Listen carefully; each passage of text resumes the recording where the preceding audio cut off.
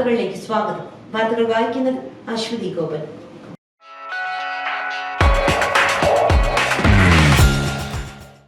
പ്രണയാഭ്യർത്ഥന നിരസിച്ച വിദ്യാർത്ഥിനിയെ കത്തികാട്ടി ഭീഷണിപ്പെടുത്തി കൗമാരക്കാരൻ. മഹാരാഷ്ട്രയിലെ സതാറയിൽ പ്രണയാഭ്യർത്ഥന നിരസിച്ചതിന്റെ പേരിൽ 10ാം ക്ലാസ് വിദ്യാർത്ഥിനിയെ പട്ടാപ്പകൽ കത്തികാട്ടി ഭീഷണിപ്പെടുത്തി കൗമാരക്കാരൻ. സ്കൂളിൽ നിന്ന് വീട്ടിലേക്ക് മടങ്ങുന്ന വഴിയിലാണ് പെൺകുട്ടി ആക്രമിക്കപ്പെട്ടത്. പൊതുസ്ഥലത്ത് വെച്ച് പ്രതി പെൺകുട്ടിയെ പിടികൂടി കത്തി കാണിച്ച് ഭീഷണിപ്പെടുത്തുന്ന ദൃശ്യങ്ങൾ സമൂഹ മാധ്യമങ്ങളിലൂടെ വ്യാപകമായി പ്രചരിക്കുന്നുണ്ട്. നാട്ടുകാർ കൗമാരക്കാരനെ പറഞ്ഞു മനസ്സിലാക്കി പെൺകുട്ടിയെ രക്ഷിക്കാൻ ശ്രമിച്ചു. എന്നാൽ നാട്ടുകാരുടെ വാക്കുകൾ പ്രതി കേൾക്കാൻ തയ്യാറായില്ലെന്നാണ് റിപ്പോർട്ട്. സംഘർഷം രൂക്ഷമായതോടെ ഒരു യുവാവ് അടുത്തുള്ള വീടിന്റെ മതിൽ കയറി എത്തി പ്രതിയെ നിരായുധനാക്കി. പിന്നീട് മറ്റു നാട്ടുകാർ കൂടി ഇയാളെ തടഞ്ഞു വെക്കുകയും പെൺകുട്ടിയെ രക്ഷപ്പെടുത്തുകയും ചെയ്തു. പ്രതിയെ നാട്ടുകാർ പിടികൂടി മർദ്ദിക്കുകയും പിന്നീട് പോലീസിന് കൈമാറുകയും ചെയ്തു. പെൺകുട്ടി സുരക്ഷിതയാണെന്നും കേസ് അന്വേഷിക്കുകയാണെന്നും പോലീസ് ഉദ്യോഗസ്ഥർ അറിയിച്ചു. ഉപരാഷ്ട്രപതി രാജിവെച്ചു. ഉപരാഷ്ട്രപതിയും രാജ്യസഭാ ചെയർമാനുമായ ജഗ്ദീപ് ധൻകർ രാജിവെച്ചു. ആരോഗ്യപരമായ കാരണങ്ങൾ ചൂണ്ടിക്കാട്ടിയാണ് രാജി. രാജിക്കത്തിന്റെ പകർപ്പ് രാഷ്ട്രപതിക്ക് കൈമാറി.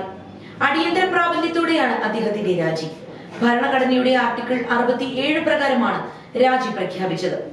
ആരോഗ്യപരമായ കാരണങ്ങളും വൈദ്യോപദേശവും ചൂണ്ടിക്കാട്ടിയാണ് അദ്ദേഹം രാഷ്ട്രപതി ദ്രൗപദി മുർമുവിനെ അഭിസംബോധന ചെയ്ത കത്തിൽ അറിയിച്ചത്. അഭിമാനത്തോടെ പടിയിറങ്ങുന്നുവെന്നാണ് ജഗ്ദീപ് ധൻകർ രാജിക്കത്തിൽ കുറിച്ചത്. രാഷ്ട്രപതി നൽകിയ പിന്തുണയ്ക്കും പ്രധാനമന്ത്രിക്കും മറ്റു മന്ത്രിമാർക്കും അദ്ദേഹം നന്ദി അറിയിച്ചു. പ്രധാനമന്ത്രിയുടെ സഹകരണവും പിന്തുണയും വിലമതിക്കാനാവാത്തതാണ്. തന്റെ ഭരണകാലത്ത് ഞാൻ ധാരാളം കാര്യങ്ങൾ പഠിച്ചു, ജഗ്ദീപ് ധൻകർ കത്തിൽ പറഞ്ഞു. PSC പരീക്ഷകൾ മാറ്റിവെച്ചു. നാളെ നടത്താനിരുന്ന PSC പരീക്ഷകൾ മാറ്റിവെച്ചു. പൊതുമരാമത്ത്, ജലസേചന വകുപ്പുകളിലെ സെക്കൻഡ് ഗ്രേഡ് ഓവർസിയർ ഡ്രാഫ്റ്റ്സ്മാൻ, ജലസേചന വകുപ്പിലെ second grade overseer draughtsman, Kerala സംസ്ഥാന പട്ടികജാതി പട്ടികവർഗ വികസന കോർപ്പറേഷനിലെ ട്രേസർ തസ്തികകളിലേക്കുള്ള പരീക്ഷകളാണ് മാറ്റിവെച്ചത്. പുതുക്കിയ തീയതി പിന്നീട് അറിയിക്കും. അതേസമയം നാളെ നടത്തുവാൻ നിശ്ചയിച്ചിട്ടുള്ള PSC അഭിമുഖങ്ങൾക്ക് മാറ്റമില്ല. ഒടുവിൽ ബ്രിട്ടീഷ് വിമാനം തിരുവനന്തപുരത്ത് നിന്നും UK-യിലേക്ക്. ഒരു മാസത്തിലധികമായി തിരുവനന്തപുരം വിമാനത്താവളത്തിൽ കുടുങ്ങിയ ബ്രിട്ടീഷ് നാവികസേനയുടെ F-35B യുദ്ധവിമാനം രാജ്യം വിട്ടു. സാങ്കേതിക തകരാറുകളെ തുടർന്ന് തിരുവനന്തപുരം വിമാനത്താവളത്തിൽ നിർത്തിയിട്ട യുദ്ധവിമാനത്തിന്റെ അറ്റകുറ്റപ്പണികൾ പൂർത്തിയായിരുന്നു. തുടർന്ന് ഇന്നലെ പരീക്ഷണ പറക്കൽ നടത്തി പ്രവർത്തനക്ഷമത ബോധ്യപ്പെട്ടതോടെയാണ് വിമാനം UK-യിലേക്ക് പറന്നത്. തിരുവനന്തപുരത്ത് നിന്ന് നേരെ ഓസ്ട്രേലിയയിലേക്കാണ് പോവുക. അവിടെ നിന്ന് പിന്നീട് UK-യിലേക്ക് പോകും. ചൊവ്വാഴ്ച രാവിലെ 10:45 വിമാനം ടേക്ക് ഓഫ് ആയത്. ഓസ്ട്രേലിയയിലെ ഡാർവിൻ വിമാനത്താവളത്തിലേക്കാണ് വിമാനം പോയതെന്ന് വിമാനത്താവള അധികൃതർ പറഞ്ഞു. ക്യാപ്റ്റൻ മാർക്കാണ് വിമാനത്തെ ഇവിടെ നിന്ന് പറത്തിക്കൊണ്ടുപോയത്. രാവിലെ 9:30 വിമാനത്താവളത്തിലെ എയർ ട്രാഫിക് കൺട്രോൾ ടവറിന്റെ അനുമതിയും ലഭ്യമാക്കിയ ശേഷമായിരുന്നു ക്യാപ്റ്റൻ മാർക്ക് വിമാനം ടേക്ക് ഓഫ് ചെയ്ത് ഇവിടെ വിട്ടത്. പ്രവാസികൾക്ക് മടങ്ങേണ്ടി വരും. കർശന തീരുമാനവുമായി രാജ്യം. ഏത് രാജ്യത്ത് പോയാലും ഒരു മലയാളിയെങ്കിലും കാണാമെന്ന് നമ്മൾ പണ്ട് മുതലേ കേട്ടുവരുന്ന കാര്യമാണ്. സത്യത്തിൽ ഇത് യാഥാർത്ഥ്യമാണ്. മലയാളികളിൽ നല്ലൊരു ശതമാനവും വിദേശത്ത് പോയി കുടുംബസമേതം ജീവിക്കുന്നവരാണ്. ഇവിടെ ജോലി ചെയ്യുന്നവരാണെങ്കിൽ കൂടി പല വിദേശ രാജ്യങ്ങളിലും യാത്ര ചെയ്യാൻ ഇഷ്ടപ്പെടുന്നവരുമാണ്. എന്നാൽ ഇപ്പോഴത്തെ മലയാളികൾക്ക് പ്രിയപ്പെട്ട രാജ്യം അവരുടെ നയങ്ങളിൽ മാറ്റം വരുത്താൻ പോവുകയാണെന്നാണ് വിവരം. വിദേശികൾ താമസിക്കുന്നതും സ്വത്ത് വാങ്ങുന്നതിനുമെല്ലാം ഈ രാജ്യക്കാർ അസന്തുഷ്ടരാണ്. മറ്റാരുമല്ല, മലയാളികളായ നിരവധി പേർ താമസിക്കുന്ന ജപ്പാനാണ് ആ രാജ്യം.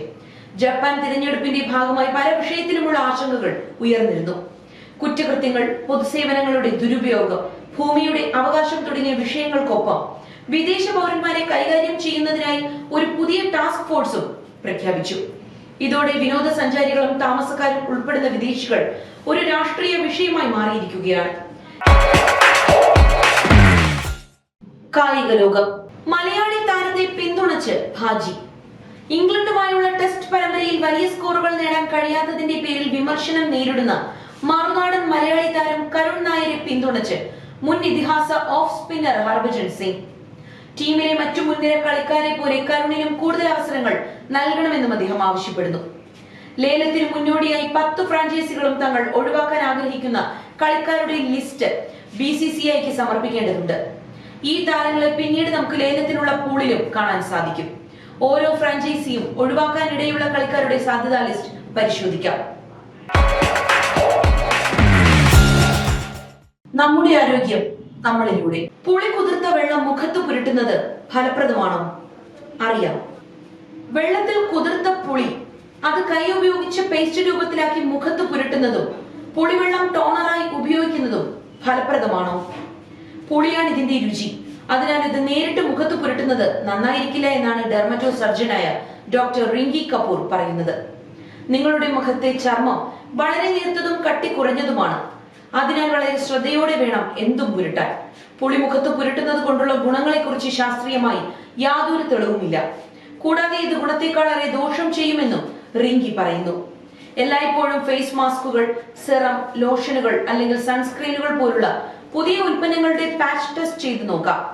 ഗുരുതരമായ അലർജി ഉണ്ടായാൽ ഉടൻ ഉപയോഗിക്കുന്നത് നിർത്തുക. പുളി ഫേസ് മാസ്ക് ഉപയോഗിക്കുന്നതിന്റെ അനന്തരഫലങ്ങളും സാധ്യതയുള്ള ഗുണങ്ങളും അറിയാൻ ഒരു ഡെർമറ്റോളജിസ്റ്റിനെ സമീപിക്കുക.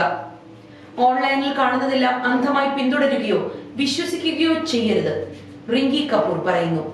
തേർഡ് വിഷന്റെ ഇന്നത്തെ വാർത്തകൾ ഇവിടെ പൂർണ്ണമാകുന്നു. നന്ദി, നമസ്കാരം.